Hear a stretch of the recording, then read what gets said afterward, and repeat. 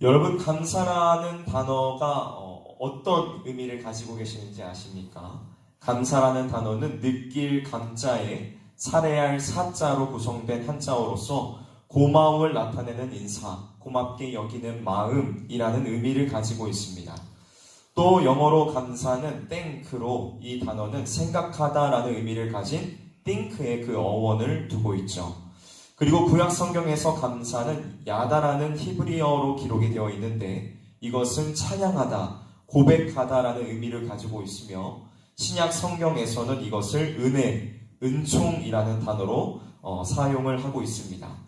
이렇게 우리가 감사에 대한 여러 가지의 단어들을 살펴봤는데 이 다양한 단어들의 그 뜻 안에서 공통적으로 발견하게 되는 것은 감사를 하기 위해서는 한 가지에 선행되는 그 어떠한 행위가 반드시 연관이 되어 있다는 것입니다. 그것은 바로 생각하는 것, 기억하는 것으로 사람들은 자신들에게 주어진 것이 무엇인지를 생각할 때에, 기억할 때에 비로소 감사가 나온다는 것입니다.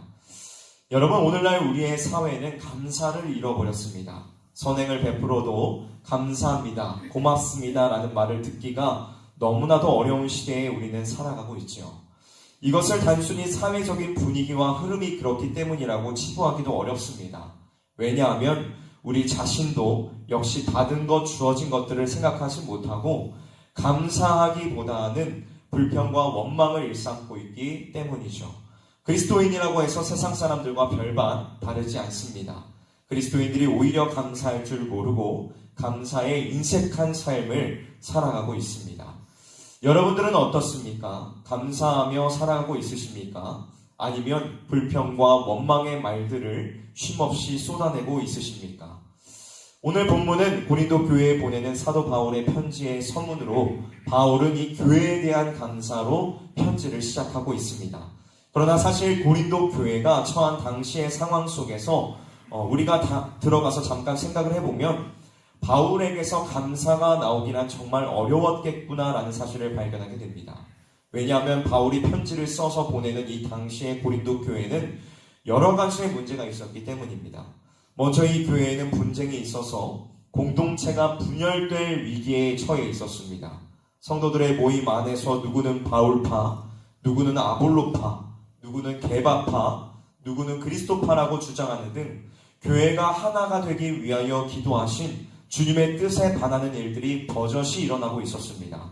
게다가 고린도 교회 안에서는 근친상간과 성적인 쾌락을 추구하는 심각한 음행의 문제들도 산재해 있었으며 성도들 간의 분쟁으로 인하여 세상 법정에 소송하는 일까지 일어나게 되었습니다. 여러분, 고린도 교회는 바울이 2차 전도 여행 중에 세운 곳으로 바울에게 있어서 자신의 목숨과도 같은 너무나도 소중한 교회였습니다. 그러한 교회에 이러한 문제들이 생겨났다고 하니 바울의 입장에선 염려가 되었을 수도 있고 어쩌면 성도들을 향한 원망도 일어났을 수도 있겠습니다. 그러나 그는 고린도 교회에 보내는 편지에서 가장 먼저 그들을 향해 불평을 쏟아놓으며 불의한 그들의 태도를 향하여 지적하며 원망을 하고 있는 것이 아니라 감사의 기도를 하나님께 올려드리고 있습니다. 그렇다면 어떻게 그는 감사할 수 있었던 것일까요? 바울이 무엇보다도 먼저 하나님께 감사의 기도를 올려드릴 수 있었던 그 이유는 무엇이었을까요? 여러분, 바울이 정말 실망스럽고 어려운 상황 속에서도 먼저 감사할 수 있었던 그 이유는 하나님의 은혜가 있었기 때문이었습니다. 감사할 수 있었던 이유가 무엇이라고요? 하나님의 은혜가 있었기 때문이었습니다. 오늘 본문 4절에서 바울은 이렇게 증언하고 있습니다. 우리 함께 읽어보도록 할까요? 4절 말씀입니다. 시작. 그리스도 예수 안에서 너희에게 주신 하나님의 은혜로 말미암아 내가 너희를 위하여 항상 하나님께 감사하노니. 아멘. 바울은 지금 자신이 감사하는 그 이유를 하나님의 은혜에 돌리고 있습니다. 그렇다면 여러분, 은혜가 무엇입니까? 그리고 그 은혜는 누구로부터 나오는 것입니까? 은혜란 우리의 형편과 관계없이 전적으로 하나님 자신의 계획을 따라 허락하신 무언가를 말합니다. 이것을 조금 더 쉽게 설명을 해드리자면 은혜는 우리의 잘했고 잘못했고와 같은 행위와 상관없이 하나님께서 우리에게 허락하신 선물과 같은 것이라는 겁니다. 여러분, 우리는 전적인 하나님의 은혜 안에서 살아가고 있습니다. 믿으십니까? 이것은 변하지 않는 진리로 그 누구도 부정할 수 없는 사실입니다. 우리의 먹는 것, 입는 것, 살아가는 그 모든 순간들이 주님의 은혜요, 선물입니다. 만약 하나님께서 우리에게 주시는 은혜를 잠깐만 중단하셔도 우리의 존재는 아무것도 아닌 무로 돌아가게 될 것입니다. 때를 따라 도우시는 그 은혜를 거두어 가시면 우리 스스로에게는 한순간도 살아갈 수 있을 만한 힘과 능력이 없습니다. 우리는 매 시간 모든 순간을 하나님의 은혜 안에 살아가고 있으며 풍성하게 그것을 누리고 있습니다. 인식을 하고 있지 못하곤 말이죠. 우리가 이 은혜를 생각한다면 감사하지 않을 수 없습니다. 우리에게 주어진 모든 것, 낮에는 햇빛을 비추시고 밤에는 달빛으로 어둡지 않게 하시며 아름다운 자연 만물을 허락하시고 숨을 쉴 수 있는 코와 볼 수 있는 눈, 냄새를 맡을 수 있는 코를 주신 것, 심지어는 5개의 발가락을 주신 것, 그것마저도 우리에게는 모두 감사할 일이라는 것입니다. 여러분, 만약에 우리의 발가락 중 엄지발가락 하나만 사라져도 우리는 어떻게 될까요? 발가락 4개로도 충분히 살 수 있지라고 생각하시나요? 그런데 사실 우리의 엄지발가락 하나만 사라져도 우리는 일어날 수조차도 없다고 합니다. 겨우 이 발가락 하나만 사라졌을 뿐인데 우리의 몸은 균형을 유지하지 못하고 쓰러지고 만다는 것입니다.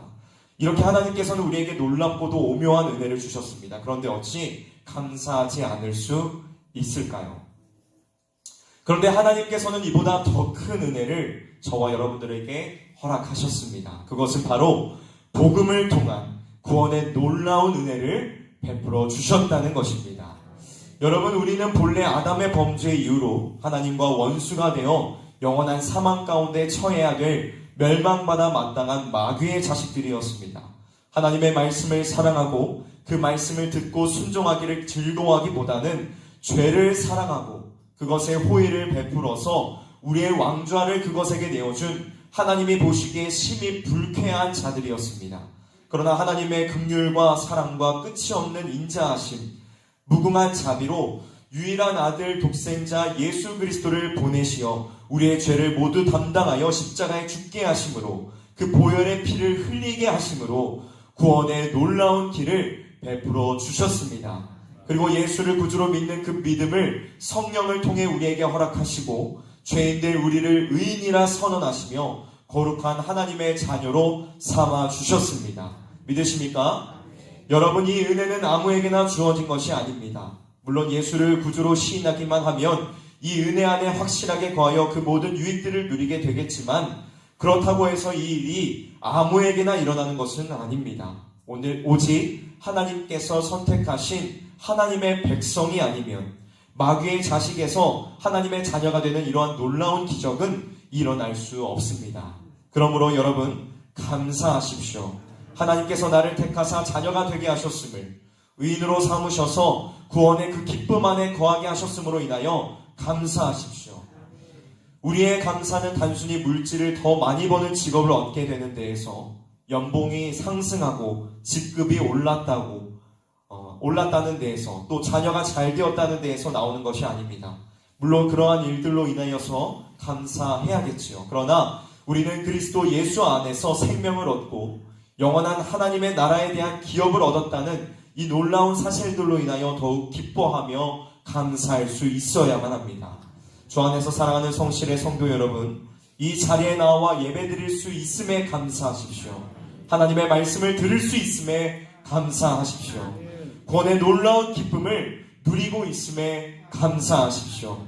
하나님의 자녀, 성도라는 새로운 이름을 부여받아 세상과 구별된 삶을 살아갈 수 있음에 감사하십시오. 복음의 이 놀라운 기쁨 안에 거하여 날마다 감사의 고백들이 넘쳐나는 저와 여러분들이 되시기를 주님의 이름으로 간절히 소망합니다. 주께서 우리에게 베푸신 은혜는 이미 충분합니다. 그 은혜로 인하여 우리가 감사하며 나아가는 우리 모두가 되기를 주님의 이름으로 간절히 소원합니다. 말씀을 마무리하도록 하겠습니다. 여러분, 우리가 세상 가운데 살아가면서 감사하는 삶을 살아가지 못하는 데에는 몇 가지의 이유가 있습니다. 먼저 첫 번째는 마귀에게 속아 세상의 것들을 너무나도 많이 추구하기 때문입니다. 사람의 욕심은 끝이 없습니다. 사람은 육신의 만족을 위해 더욱더 많은 것을 목적으로 하며 더욱더 많은 것을 가지기 위해 끊임없이 갈망합니다. 폴 스티븐스라는 분은 사람은 하나님이 아닌 하나님이 만드신 것을 열망할 때에 탐욕, 탐심이 발생한다고 말하였습니다. 그리고 그 탐욕과 탐심은 결국 하나님께 감사하려는 우리의 마음을 갉아먹어버리고 만다고 말하였죠. 그러므로 우리는 하나님의 은혜를 생각하고 끊임없이 기억해야만 합니다. 오늘 우리에게 주어지지 않는 것들, 우리의 손에 주어지지 않는 것들만을 바라보며 불평과 원망하는 것이 아니라 하나님께서 우리의 삶 가운데 풍성하게 베풀어 주신 그 많은 것들을 바라보면서 살아갈 때에 우리는 하나님께 감사하며 하나님 안에서 기쁨을 누릴 수 있다는 것입니다. 다음 두 번째로 우리가 감사하지 못하는 이유는 상황과 환경에 치우치기 때문입니다.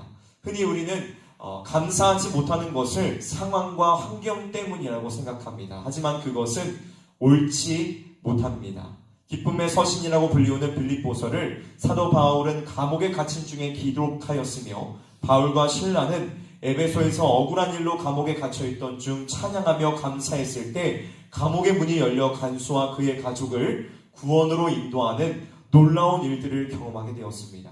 그리스도인들에게 있어서 감사는 상황과 환경에 영향을 받지 않습니다. 오히려 그리스도인들은 상황과 환경을 초월하여 감사할 수 있어야만 합니다. 여러분, 하나님께서 전능하심을 믿으십니까? 하나님께서 능치 못하신 일이 없으심을 믿으십니까? 그렇다면 감사하십시오. 어려운 상황 중에서도 감사하면 하나님께서 우리를 건져내 주실 것입니다. 상황과 환경을 뛰어넘어 감사해 보십시오. 하나님의 역사와 일하심을 경험하게 될 것입니다. 마지막 세 번째로 우리는 감사의 가치를 알지 못하기 때문에 감사하지 못하는 것입니다. 사람들이 가지고 있는 이상한 심리 중에 하나는 무료로 주는 것에 낮은 가치를 매기려고 한다는 것입니다.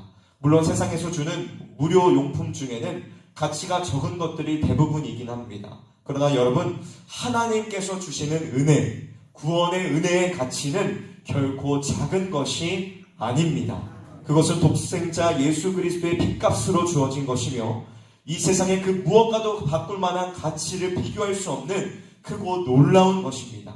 그러므로 여러분, 구원의 은혜와 가치를 기억하며 감사하시기를 주님의 이름으로 당부드립니다. 우리의 감사는 외부적 조건과 환경에 달린 것이 아닙니다. 오늘 하루도 은혜로 허락하신 모든 것에 감사하며 하나님께 찬양과 영광을 올려드리고 또한 우리 옆에 있는 사랑하는 형제 자매들과 그 감사를 나누며 살아갈 수 있기를 원합니다. 우리 옆에 계시는 분들을 바라보며 인사해 보도록 할까요?